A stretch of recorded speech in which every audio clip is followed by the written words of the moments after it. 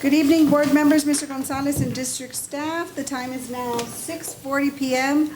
on this, the 12th day of April 2022, and I call this instructional committee meeting of the United Independent School District Board of Trustees to order.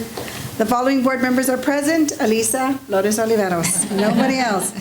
But I guess it's okay, right? Let the record show that this meeting has been duly called and that notice of this meeting has been posted in accordance with the Texas Open Meetings Act.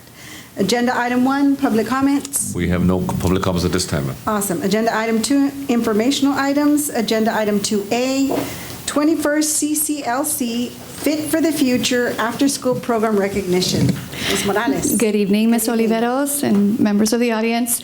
So we're very happy to announce a recent recognition, a statewide recognition that we received for our 21st Century program, and Ms. Adriana Guerra, our program coordinator, is here in the audience with us. Right here to my left. Okay, there you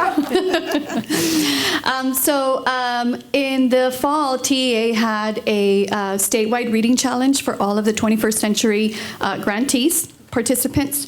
And so we were actually 2 cycles, cycle 10, which is almost at the end of their 5-year grant, and cycle 11 grantees, which is United ISD in our first year.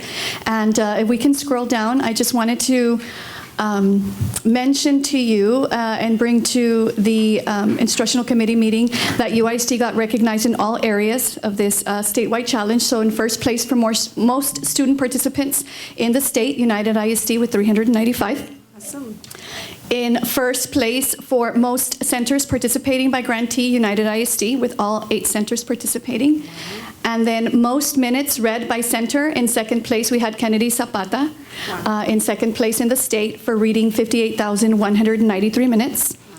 And another really big accomplishment is that they recognize the top 3 readers in the state of Texas, and 2 of the top 3 readers are from United ISD.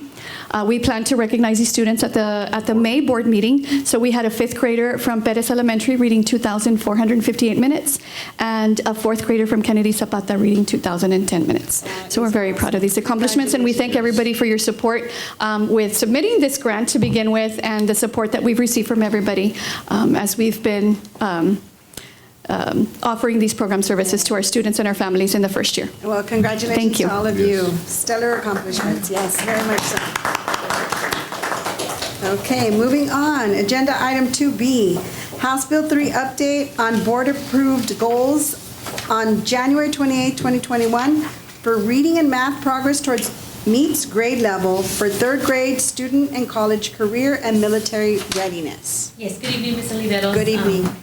We're bringing you an update on the board goals that were approved last January 2021, actually. And it is important to note that this data that we're going to show you reflects the learning loss that we had because of COVID, Right.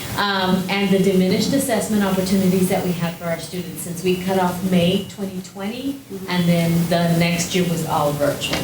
So here we have first, we start with college and career military readiness. This is very important because it is part of our accountability system for all high schools and the district.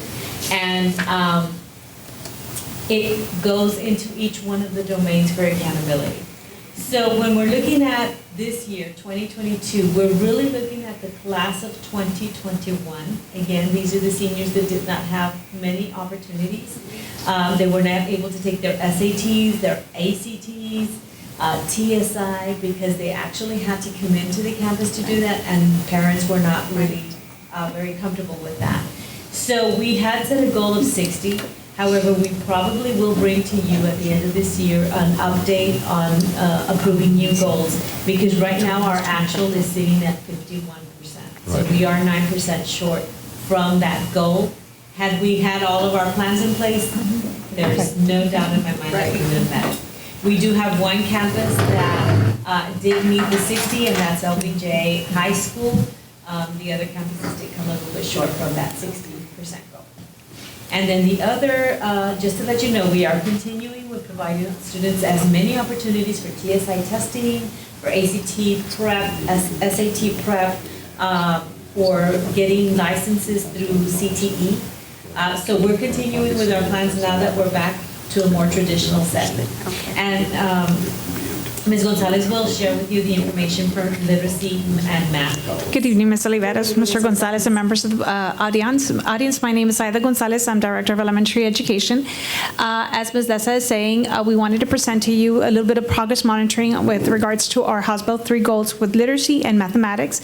We have to keep in mind that by June 2025, that is where our outcome goal is. However, we do have yearly target goals. For this particular year, 2022, our target goal is 35. We do use a norm reference assessment at the elementary level, which is MAP. It stands for Measuring Academic Progress, and it is administered in kinder all the way to 5th grade at the beginning of the year, at the middle of the year, and at the end of the year. One of the nice things about this assessment is that it provides us a report on STAR projections, how the students are, if they continue to progress at the level they are at the moment. This is what they're projected to score on STAR at the meets, at the approaches, or the approaches, meets, or masters. At this particular time, with our MOI MAP projections, and even with closures of schools and everything that was going on, we did. It looks like we're going to be we're heading the right direction with 35% at that moment. So that is fantastic news. And then in the math area, we also our 2022 goal is 25%, and we're currently at 29 for the projection. So both 35 is 6% higher than last year, and 29 is 14% than what we scored at meets at last year as well. So we're heading towards the right direction. We do have the next couple of slides, what the projection is for each individual campus by feeder, of course, depending on the corresponding schools. Each one in green is projected to be. The ones that are not quite there, we're very pleased to see that we're a couple of points, behind, but we do still have the month of April to continue providing interventions to our students, and campus are continuing with their initiatives. So we're hoping that we continue to grow and meet our goals. Towards the end, we are required to have a professional development plan, right, with House Bill 3, and one of the ones we had, of course, is House Bill 3 Reading Academies. This particular year, we focused in 1st grade. We were very pleased that our instructional coordinators, Mrs. Ofelia Esquivel and Mr. Cesar Lopez, were instrumental in having a successful school year with our 1st grade teachers. They would meet with them every month and provide reports to principals to make sure that the teachers were on the right path to completing the modules. And we also had scheduled PLCs from our instructional coordinators, not only in 3rd grade, but for all grade levels, pre-K through 5th, with regards to the TEKS data analysis based on our checkpoints and our benchmark data and MAP data and small group instruction. So we try to target as much as possible, make sure that instructional practices are in place so that we can continue to grow and cover that loss of instruction that we had due to the pandemic. Good, awesome job. Thank you. Thank you. Great presentation. Thank you. Okay, agenda item 3, the following instructional items are to be reviewed by the instructional committee with recommendations for action to be made at the next regular board meeting. Agenda item 3A, first and final reading of FNCA local student conduct dress code. Good evening, Ms. Oliveros, members of the audience. Once again, we bring the recommendations. We surveyed the campus administrators with regards to our dress code. Uh-oh. Yes. So, yes. And so I wish you were here in the other meeting as well. The recommendation basically is to implement standardized dress back at the elementary and at the middle school. But at the high school level, we would allow them the freedom to wear, so long as they meet these other guidelines, no torn jeans, covered midriffs, no loose, big, baggy clothing, and so forth, at the high school level. Mr. Gonzalez did stress to Mr. Molina earlier that we want our students to come back, and that's a priority for us with our attendance and so forth. I'll go with it. You know where I stand. I don't like dress codes, but I'll go with it. Yeah. So we just want to take it first and final reading so that we can get this information out to our parents.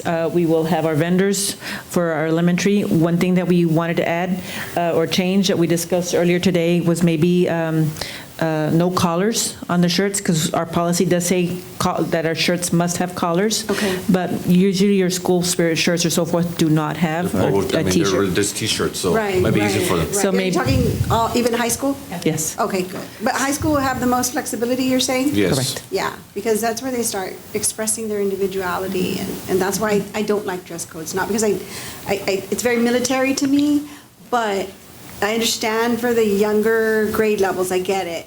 Although I do work with a very underprivileged population, they have enjoyed the no uniform policy. A lot of them worry about, and I know you offer assistance, but a lot of times they're embarrassed to come ask for assistance. And so you start seeing them with little worn shirts, and they show the wear and tear. But I'll support your wanting to go back to that. But I do appreciate your allowing high school students to show their individuality. That's important to them. And just as a record, we also got feedback from our superintendent's advisory, and our students were very vocal. And what did We they heard say? them. What were they saying? We're They split. don't want uniforms. They were split. That was me in high school. We didn't have a dress code back then. So, thank you. Okay, thank you. Okay. So wait, so clarification, sorry. So high school has no dress code, or it's just more flexible? It's more flexible. There are some standards that they still have to go and abide by. If you look at it, just that, the shirts must have sleeves, Okay, cover the all right. midriff, no torn clothing, undergarments cannot be visible, just Yeah, your just- standard, yeah. No, nothing lewd or offensive on your Okay. shirts, That's- stuff like that. Okay. There Yes. is a dress code, there's no standardized dress. Okay, like no, it doesn't have to be, Dress code guidelines do exist, Exist. have Yeah, always you're right. existed. yeah, I get, yes, I agree with you. We just don't have a standardized dress. Like it doesn't, not a blue shirt, or, yeah. Khaki you- pants and right, so right, forth. right. Gotcha, But we yes. certainly want to emphasize there is a dress code. Yes. And there will continue to be a dress code. I agree, yes. Okay. Okay, thank you for the clarification. All right, I can't get too free-spirited here. Okay, agenda item 3, where are we? 3B, first and final reading of board policy CW local. Yes, Ms. Oliveros, members of the audience. We are bringing through administration, we've been working on some changes to your naming facilities policy. Okay. We're making 3 main changes. One, to clarify how the board can choose to go with the process, either take action on its own or appoint a naming committee. 2, how that naming committee is selected. Prior to this change, or that we're proposing, it was done by the board president. Now, as a board, you'll elect the members of that committee. And 3, we wanted to clarify the individuals, whether they're living or deceased, they can be named to, or the facility can be named after. We did hear some feedback from the business committee that they would prefer to have both living and deceased individuals be considered for whether you take board action or whether you appoint a committee. Okay. So just for your information, I don't know if you have any thoughts on this proposed policy. It's really just clarifying what the practice was. We reviewed a lot of different district policies. Some of them are 4 to 5, 6 pages long. And United's was pretty straightforward. I thought it was one of the better policies I saw out there, but we can always make it more streamlined and a little more clear. The Yes. current policy has living and deceased, so it would not be a change To from that. that perspective. The material change is that the board president before or currently appoints all the members of any committee that's named. Now the board would have that choice instead of just one individual. Okay, In either case, whether the board decides or the committee decides, names come back to the board anyway. Right. So ultimately, the board makes the final Right, right, call in right. any aspect or any. yes, yeah. I had a very good experience when I first was on the board with veterans, right? Yes, We ma'am. did a committee, I was allowed to pick, I think, 2 or 3 members That from is my correct. district to be on the committee, and I did so very randomly and very fairly. And I liked that process. And I know some schools can get real happy about naming schools after all their board members, and I am not in favor of that. Not for myself, no disrespect. The 2 that we're naming our school district after deserve it because of their years of service on this board. Not discrediting that in any way. But I did not want, like, Annalisa Flores Elementary School, which maybe 20 years from now, that might not be a bad idea. But right now that I'm on the board, not a good idea. That's a joke. I don't want to be crucified for that. But yes, I agree. There needs to be some tightening up of the rules. I agree. Correct. So the committee members, also another change is that we had them at large, where they could come from any part of our city. Okay. Here, we're restricting it to the area that is impacted by the facility. Okay. So that's. Makes sense. Okay. That's right. All right. Good. Anything else? Thank you. I Nope, think good. Agenda item 3C, approval of boundary changes for the following elementary schools: Colonel Santos Benavides, Roberto Santos, and Borchers, effective the 2022-2023 school year. I'm glad you came, 'cause Okay, they yeah, directly because impact these. There are no students, just so that you will see the boundaries. There's potential growth where it's coming. This is the first one that we would recommend. They all fall in the area of Colonel Santos. And Colonel Santos' enrollment is large, right? What neighborhood is that? That is right behind Colonel Santos Elementary School, if I'm not mistaken. That's not the Okay, other, that's, that's- oh, Del Mar that's and the Kaledi. Kaledi. It's right behind Oh, yeah, I see Kaledi. right there. It's right behind Kaledi Heights. There are, I think, 60 townhomes that are going to go up Okay. in that particular area. They're all are, the boundary is for Colonel, but we are recommending for them to go, if you move on to this other, to go to this particular Blue Feeder campus. So that would be Santos Elementary. Okay. All right? And then the other one that And you'll again, see here. there's no students right now, there's no people, but they're coming. It's construction. coming. This is the University Park area, and Alexander Estates, I'm sorry. Alexander right there. It's right, when you look at, oh God, Bob Bullock Loop, it punches out, but this particular street, and you can't see it right here. I know, I'm trying to read the. It's the University Park area that is expanding right behind Alexander Okay, Estates. okay. It's in Alexander Estates, Okay. but it's all the last phase of this particular area. So that's about the Loop 20. And you're saying they're gonna feed into what? Santos. Into Santos. And then our last one is this particular area. This is the last one. This is the one that will go. This is right behind Colonel Santos when you're going on Kirby, when you're going south on Kirby. That punches out, that will meet Shiloh. And so there's additional growth there, even though it's close to Colonel Santos. There is no more room in this particular school. So that we are recommending for these particular individuals who purchase homes in this area to go across Shiloh, 2 blocks down to Borchers Elementary. Okay.